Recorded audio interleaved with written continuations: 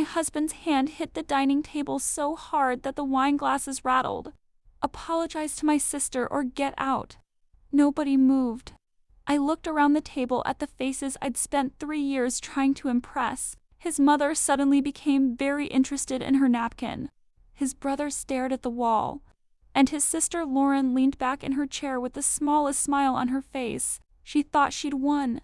Mark was breathing heavily, waiting for me to break down. He expected tears, maybe an apology. Maybe I'd finally say whatever Lauren wanted to hear just to keep another family dinner from turning into a disaster. Instead, I pushed my chair back. The legs scraped against the hardwood floor. I stood slowly, looked at my husband and said, "Fine."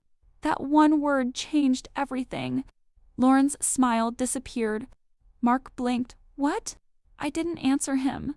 I walked past the table, past his mother, and stopped beside Lauren. She looked up at me, suddenly uncertain.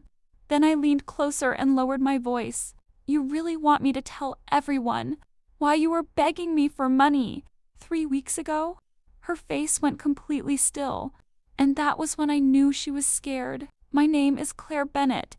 I'm 34 years old, and until that night, I'd spent years convincing myself that keeping a marriage together sometimes meant swallowing your pride. I was wrong. Because Lauren hadn't just insulted me at dinner, she'd spent months quietly destroying something inside our family. And I was the only person who knew exactly what she'd done. The strange part was, I hadn't planned to expose her that night. I'd actually promised myself I would stay silent. But then Mark gave me an ultimatum in front of everyone, and Lauren made one mistake. She believed I had nothing left to lose. What she didn't know was that sitting inside my home office was a locked metal box containing every message, receipt, photograph, and bank statement I'd collected over the previous 6 weeks. I had kept it hidden for one reason. I wanted proof before I spoke. And after Mark told me to leave my own home, I finally realized I'd been waiting long enough. Because the truth about Lauren wasn't just going to end her relationship with my husband. It was about to expose a secret that would tear this entire family apart. 6 weeks earlier, I still believed Lauren's worst quality was simply being selfish. She had a talent for making every situation about herself. If she wanted something, Mark found a way to get it. If she made a mistake, someone else somehow became responsible. And whenever I questioned it, Mark gave me the same answer. "She's family, Claire."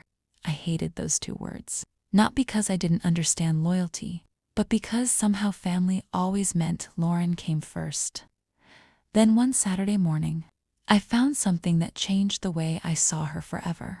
I was cleaning out a storage cabinet in our home office when I noticed an envelope wedged behind an old tax folder. It had Lauren's name written across the front. I almost put it back, but the envelope was already open. Inside were copies of bank transfers, handwritten notes, and several receipts from a business I knew belonged to Lauren's husband, Daniel. The amounts weren't small. One transfer was for $8,700. Another was nearly $12,000. There were more. My stomach tightened as I added them together. Nearly $46,000 had disappeared. I kept staring at the paperwork, trying to convince myself there had to be another explanation. Then I found the messages. They weren't between Lauren and Daniel. They were between Lauren and someone else. Someone whose name made my hands go cold. Ethan, Mark's older brother. I read the first message, then another, then another. I didn't need to read every word to understand what was happening. Lauren wasn't only taking money from her husband's business. She was having an affair with Mark's own brother. I sat there for several minutes without moving. The worst part wasn't discovering Lauren's betrayal. It was realizing that if I told Mark immediately, he would probably defend her before he even looked at the evidence. So I did something I'd never imagined myself doing. I copied everything, every receipt, every transfer, every message, every photograph. Then I locked it all inside a small metal box and hid key where nobody would think to look. I wasn't ready to destroy a family, not yet. I wanted the truth to speak for itself. And 3 weeks later, Lauren unknowingly gave me the perfect opportunity. 3 weeks later, Lauren showed up at our house for dinner wearing the same innocent smile she always used when she wanted something. I knew better now. From the moment she walked through the door, she started picking at everything. The food was too salty. The living room looked cheap. Then she laughed and said, "I was lucky Mark tolerated how much time I spent working." I kept my mouth shut. That only seemed to irritate her more. Halfway through dinner, Lauren reached across the table and knocked over her wine glass.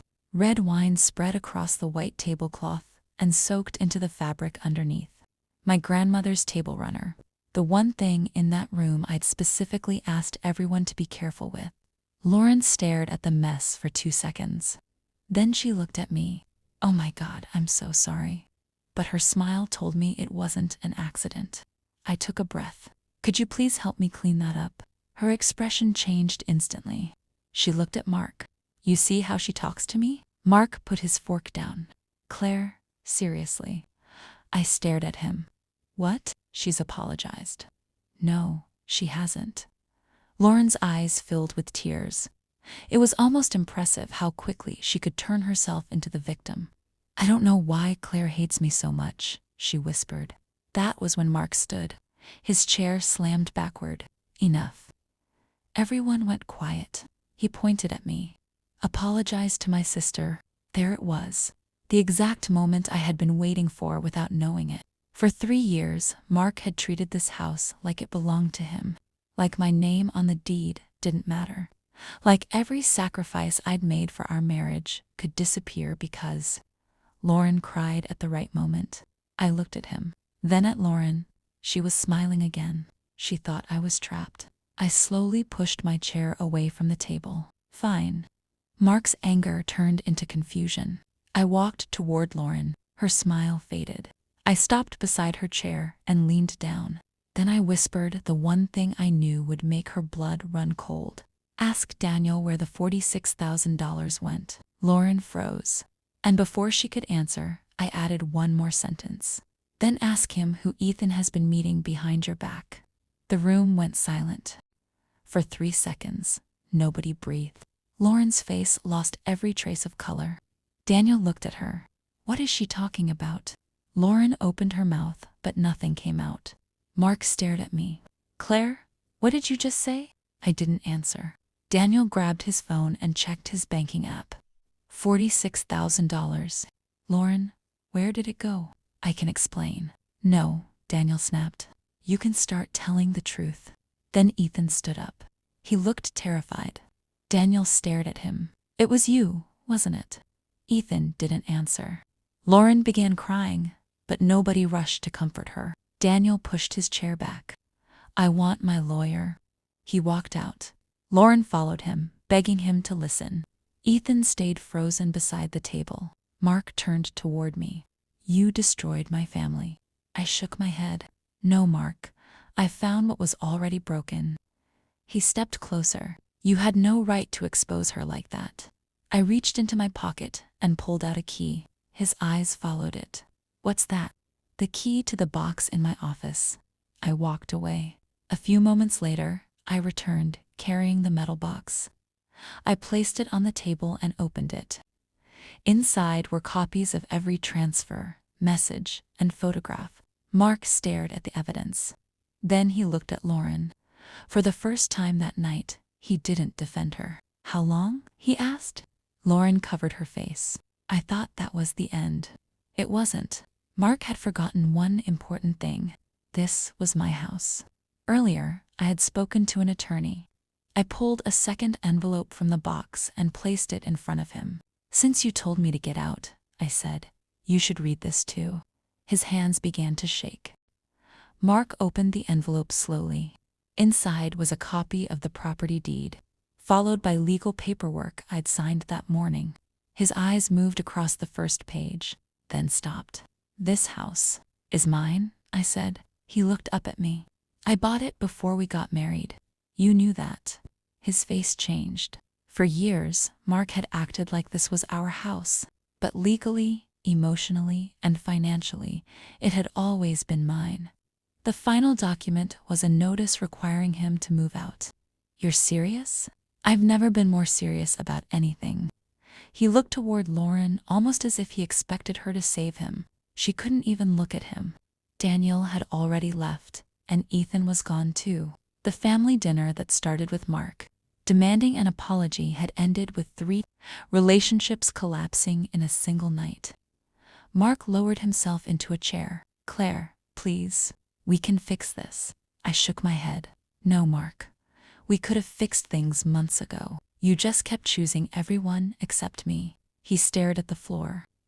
I walked to the front door and opened it. Pack what you need tonight. The rest can be handled tomorrow. He stood there silently for a moment before walking upstairs. I didn't feel victorious. I felt exhausted. But for the first time in years, my home felt like mine again. 6 months later, Daniel had filed for divorce and was pursuing the money Lauren had taken. Ethan's marriage was over too.